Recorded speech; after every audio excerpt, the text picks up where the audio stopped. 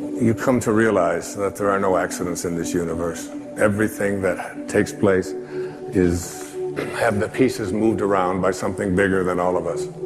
And so it was called the I Am Discourses. And I quote from the I Am Discourses. The first expression of every individual everywhere in the universe, either in spoken word, silent thought, or feeling, is I am. Recognizing its own conquering divinity.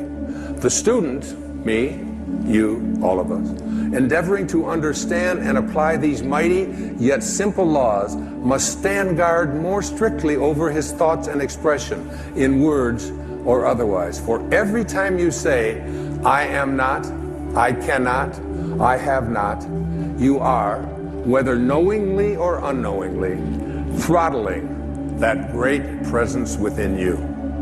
You must be conscious of how you use these words.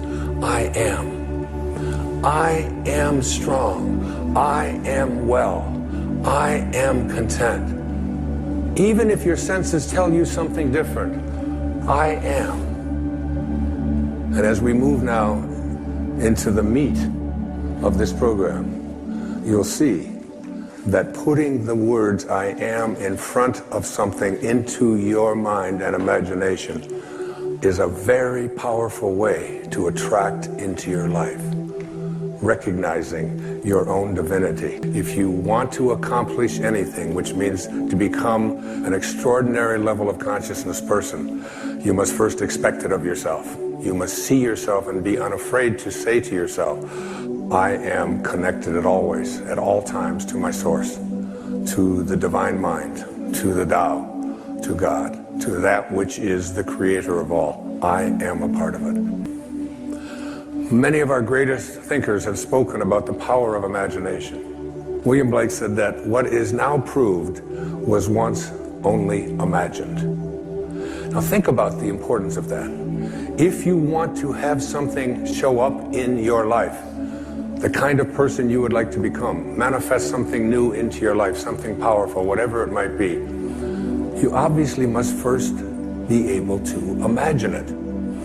Your imagination. This is yours and yours alone. You can place anything into your imagination that you want to place there, independent of what anybody else says about it, independent of what your senses tell you, independent of all the evidence that may be to the contrary. You can place into your imagination an I am that represents what you would like to attract into your life and make it come into fruition. Einstein's most famous quote, one of his most famous observations, he said, imagination is more important than knowledge. Knowledge is limited. Imagination encircles the world. I have a knowing in here that life itself is a sexually transmitted terminal disease, okay? I mean, that's basically the fact, all right? So I'm not saying that all you have to do is put into your imagination an I am that says I am and you're gonna live forever.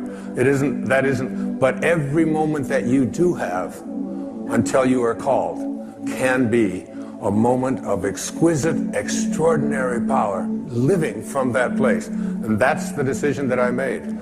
I have never felt so powerful as I have the last several years, since I recognized the power that I have in my imagination to place something there and live from it. Einstein once said, if you want your children to be intelligent, read them fairy tales. If you want your children to be more intelligent, read them more fairy tales. To give children an opportunity to explore that thing called their imagination from the time that they're just little boys and little girls. And what I have in my imagination is a do not disturb sign. And it's like mentally inside, I've placed that in there. I do not anyone to disturb or try to change around anything that I have placed in there about what is possible for me. So you never want to place into your imagination any thought that you would not want to materialize. You never want to allow in your imagination to be contaminated by the way life used to be. Your imagination is yours. Don't let any other people influence you. Never allow people's ideas about what is possible or impossible for you to occupy your imagination.